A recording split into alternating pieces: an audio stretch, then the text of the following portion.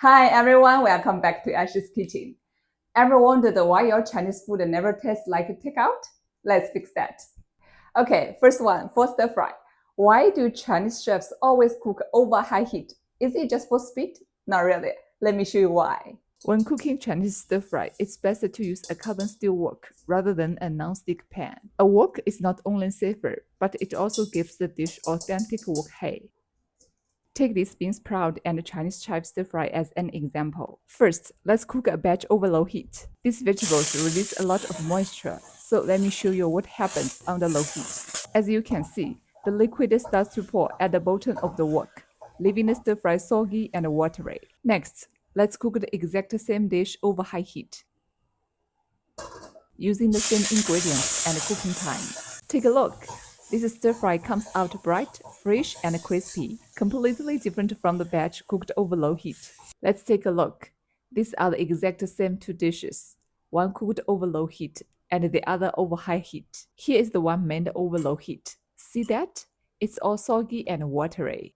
And here is the one made over high heat, crispy, fresh, and vibrant. The stir fry you get at Chinese restaurants is almost always cooked over high heat. Commercial burners are much powerful than home stoves, which is why restaurant food tastes so much better. Number two, does it really matter if your vegetables are all the same size? Let's find out. We will prepare 2 plates of carrots. One is cut into various shapes, strips, chunks, and slices, while the other is julienned into uniform strips. First, let's stir fry these irregularly shaped carrots for 2.5 minutes. Then we will fry the uniform carrot strips for the exact same amount of time. Take a look.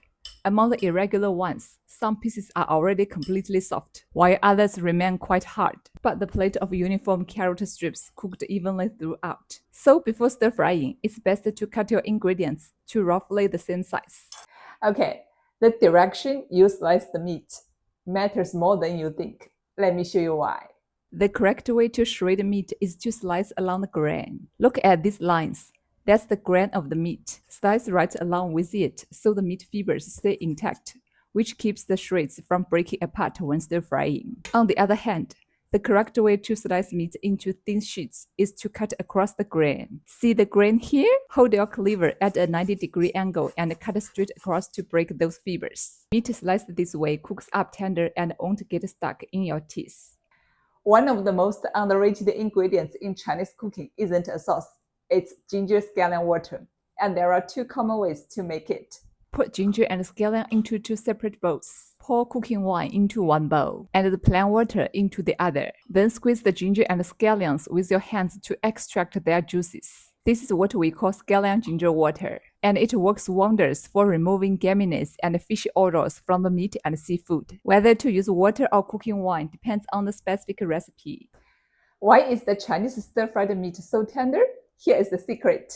Before stir frying, let's give the meat slices a quick rinse. Before marinating the meat, make sure to pat it dry. Pay close attention to this, as it's a crucial step. If you don't pat off the moisture, the flavor won't absorb into the meat. Let's add equal amounts of scallion ginger water, salt, and chicken powder to both bowls of the sliced meat. So right now, the seasoning in both bowls is identical. For this bowl, we won't add anything else. But for the other bowl, we will add our secret ingredient for tenderizing the meat. Half a tablespoon of cornstarch and half an egg white. Then give it a good mix. We will also mix the other bowl without egg white and cornstarch. Next, let's cook both batches separately and see the difference. Let's cook the unmarinated meat slices first until done, then remove them from the wok. Then we will cook the cornstarch marinated meat slices until done and transfer them out as well. Here are the meat slices cooked without egg white and cornstarch.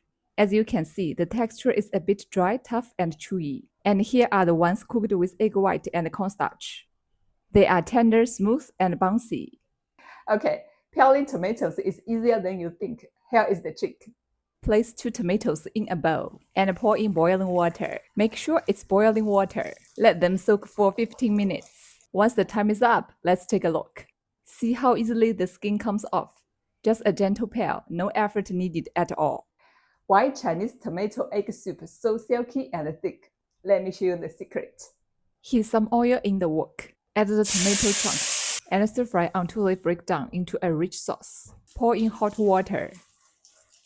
Then season with salt and chicken powder. Quick disclaimer. This is just a quick, simplified version to demonstrate the difference between a clear broth and a thick soup. If you want to see how to make a truly delicious tomato egg drop soup, just search soup on my channel for more recipes on tomato egg drop soup and other amazing soups.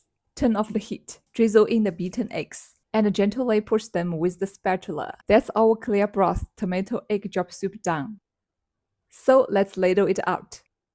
Now to make the thick version, pour in the cornstarch slurry. Turn on the heat, bring it to a boil and give it a few gentle pushes with the spatula. And there you have it, a rich, velvety tomato egg drop soup.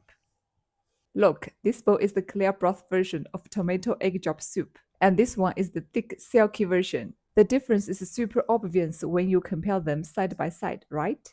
Here is the right way to add cooking wine when stir-frying. When cooking meat dishes, cooking wine is usually added to remove gaminess. But instead of pouring it directly onto the ingredients, you should splash it along the hot edges of the wok. That way, the alcohol evaporates immediately, leaving only its rich aroma behind. Here's a simple tip after blanching meat. Rinse blanched meat in hot water. Cold water makes it tough. These spices don't just add aroma, they also help reduce the unwanted odors in the meat. They are ginger, scallion, cinnamon, bay leaves, star anise, dried chili peppers, angelica root, and dried gardenia fruit. You don't necessarily have to use all of them when cooking. It depends on the specific dish. Why do Chinese cooks blanch meat and vegetables before cooking? Here is when and why. When blanching meat, always start with cold water to remove blood, odors, and impurities. For vegetables, always add them to boiling water. This helps remove harmful substances, reduce unpleasant flavors, and lock in their vibrant color. Why are Chinese noodles so springy and never sticky? Here is one simple trick. Once the noodles are cooked, soak them in cold water for a bit. This helps keep them nice and chewy. Why don't Chinese cooks cover the wok right away when braising the meat? Here's why. After adding water, don't cover the wok right away. Boil uncovered for 2 to 3 minutes to let any gamey odor escape before putting the lid on. It makes the meat much more flavorful. Before you cook the frozen meat, try this. When prepping frozen meat, you can add a bit of flour. Flour has strong physical adsorption properties. It absorbs impurities, removes gamey odors, and locks in moisture. No thermometer? Here is how to test oil temperature with chopsticks. When testing oil temperature, always use a wooden chopsticks.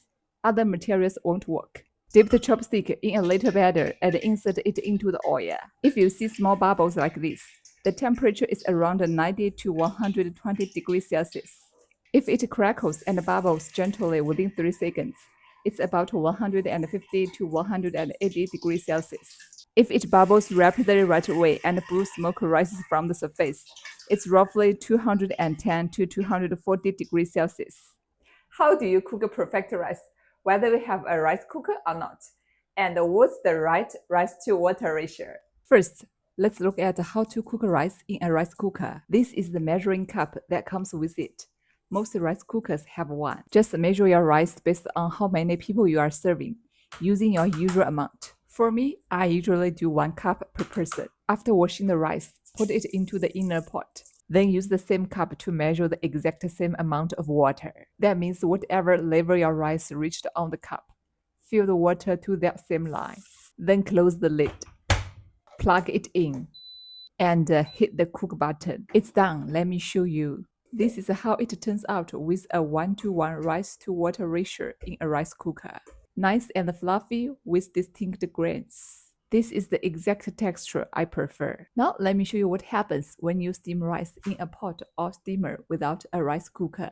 We've added the same amount of rice to 4 separate bowls, with rice to water ratios of 1-to-1, 1-to-1.1, 1-to-1.2, and 1-to-1.3. Once the water in the steamer is boiling, put all 4 bowls in and steam for 30 minutes. Time's up. Let's check them out. This is 1-to-1. This is 1-to-1.1. This is 1-to-1.2.